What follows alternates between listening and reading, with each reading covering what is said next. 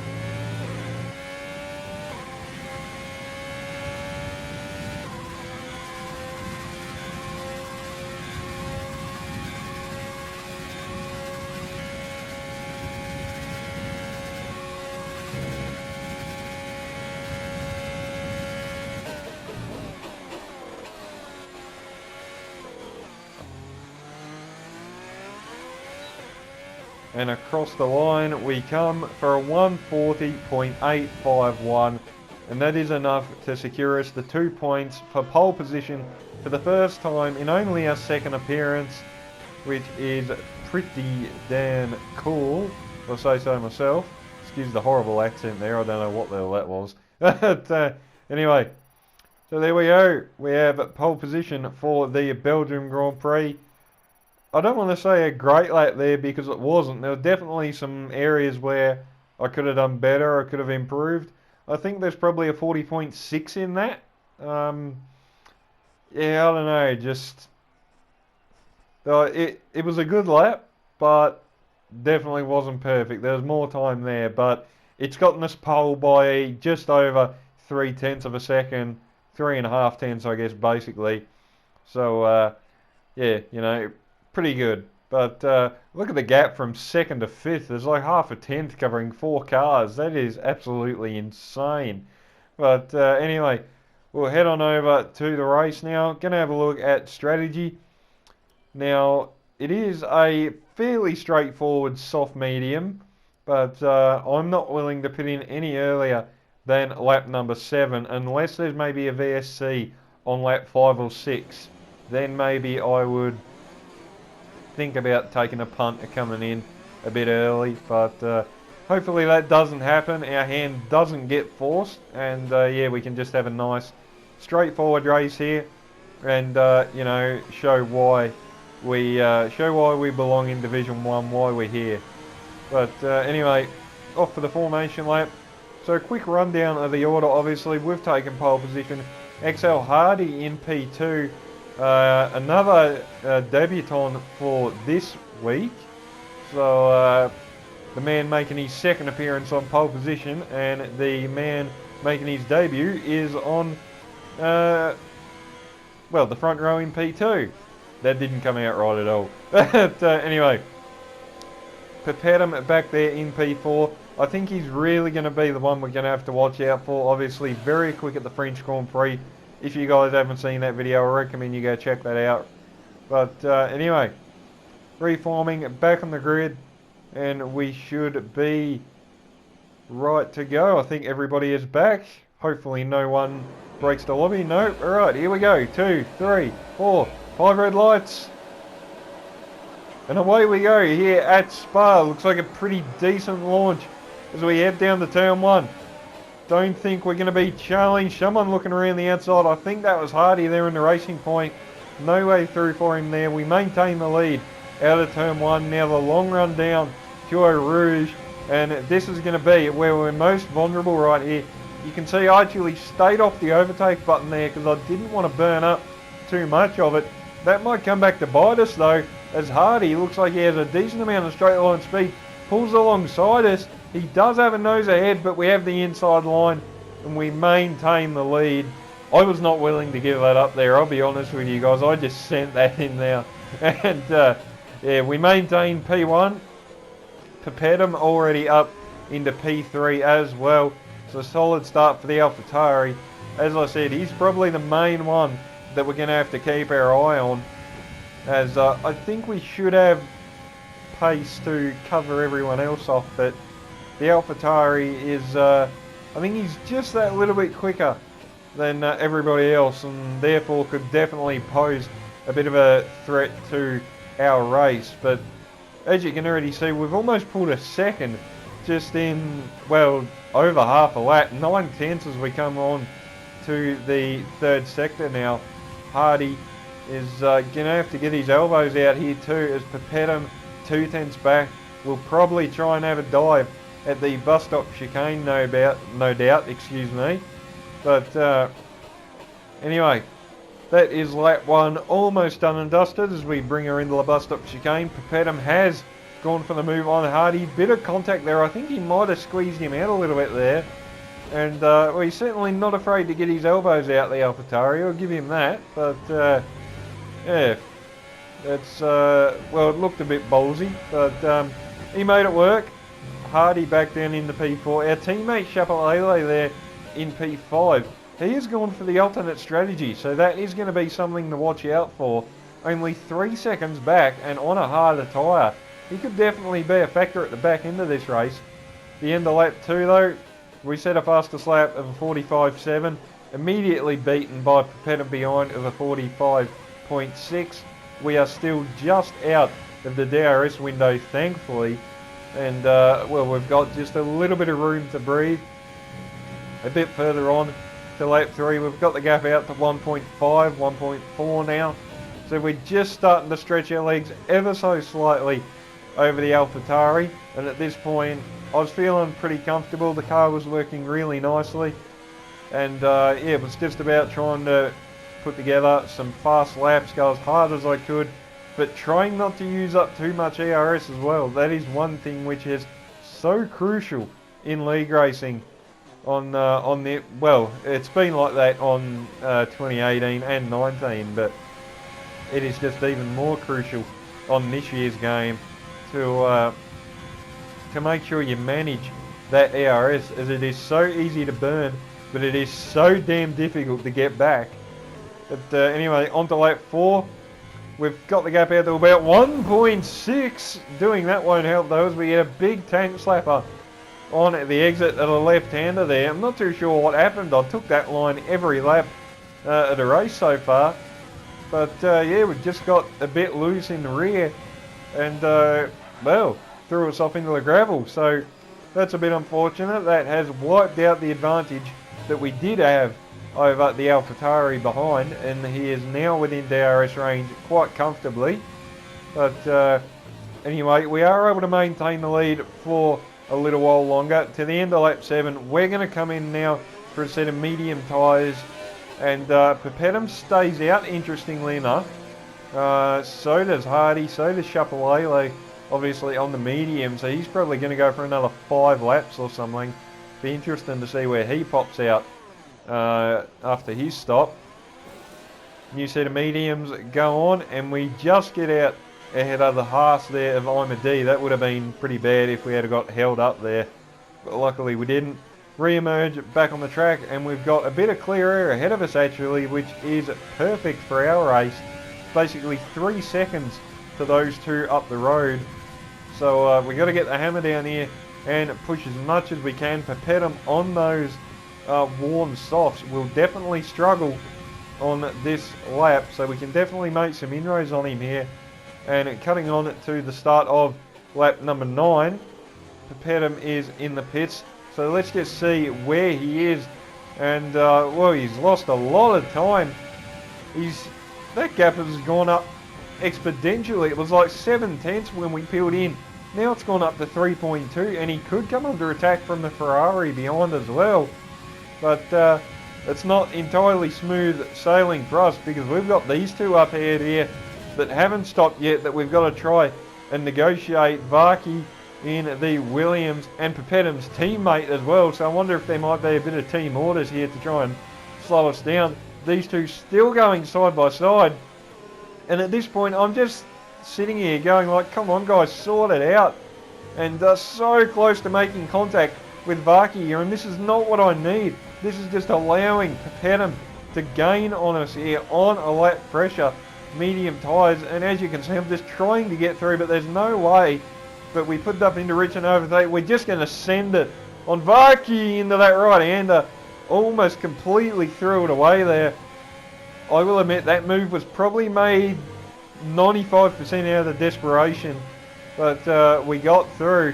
But the problem is Pepetum is now right on the back of Varkey, and well, he's basically right back on us now. We had to take it a bit cautiously through the bus stop there as well. You see that AlphaTauri completely missed the bus stop chicane, which slowed us up even more. But anyway, we are effectively still leading the race once Lemon and Csl Elite come in for their soft tyres. But what that did with us getting held up, Pepetum got DRS off of Varkey in the Williams, and that just propelled him to back within about half a second of us. And he just stayed there. We just couldn't do anything. I couldn't get away from him. Well, I got the hammer down, and you know, I was able to keep the gap at around maybe 4 to 7/10.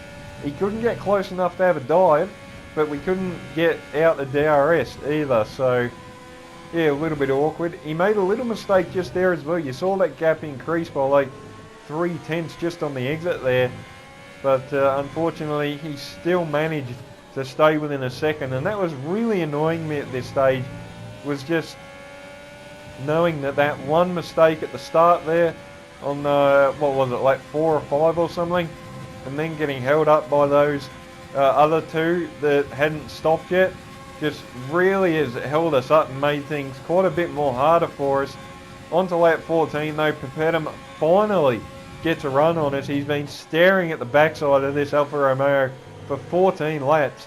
Now he knows how I felt back at France, but he finally gets through and into the lead of the race. Csl Elite has pitted in the meantime, so has Lemon in the Red Bull. He's back there in P6 at the moment, I think. But one thing that is definitely worth mentioning at the moment is penalties. Pepetum has 6, Csl Elite has 12 seconds, but more importantly, we have nothing. I've only got one warning at this stage, so I've still got a warning up my sleeve before we get to 3 seconds. Obviously that's not my intention and we're going to try not to. But anywho, on to lap 17 to run up through out of Eau Rouge. Csl Elite and Pepetum side by side, and it looks like our teammate is going to get the move done, and he gets into the lead of the race. So he's got to get his head down now and try and just, well, he's just got to bolt. Just got to go as fast as he can. Obviously with those penalties, they are really going to hurt him. So he's just got to go guns a-blazing now and get as far away as he possibly can. Pepetum though doing a rather good job of staying with him here. And likewise for us as well, we're staying within about half a second of the AlphaTauri. Cutting onto the bus stop chicane at the end of lap 19, the gap almost got just over a second. You can see it actually did there, it got to 1.1, but on the exit comes back down. We still have DRS just about. I had to use up quite a bit of ERS at the back end of that lap as well, which is not what I wanted to do, because I was actually trying to save up to try and launch an attack back on Pepetum.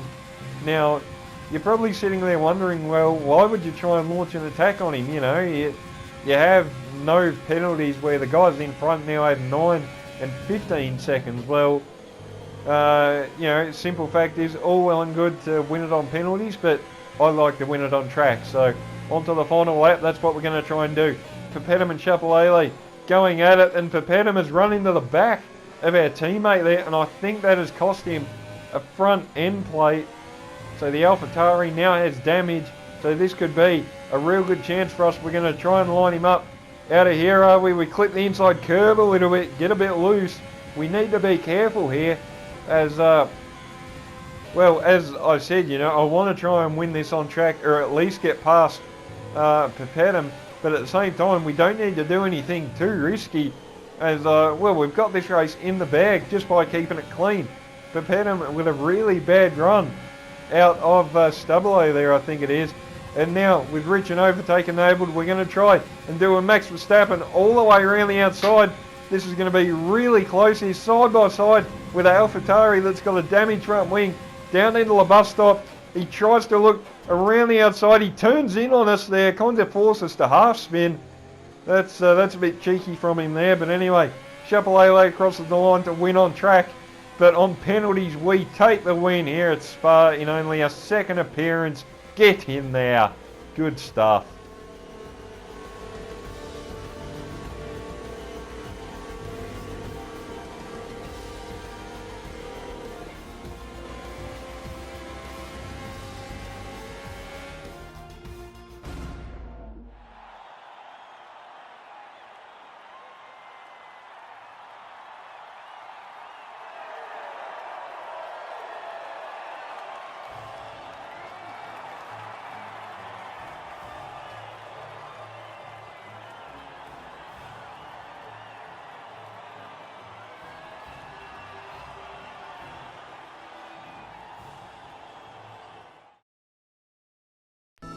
Alright, so there we go guys, an absolute cracking race here today, but we have pulled it off in our second appearance here in TT Masters League Division 1. Clean sweep, well not quite, we didn't get the fastest lap, but we qualified on pole position and we have won the race here at Spa, which is absolutely fantastic. After all the penalties applied, the two guys we were actually racing on track don't even finish on the podium. So that just goes to show sometimes you don't even have to be the quickest to just keep your nose clean, and you never know what could happen, and that's just proof right there. But anyway, we take the win over Lemon and Combi, who were actually 4th and 5th on track, I think, but get 2nd and 3rd on penalties.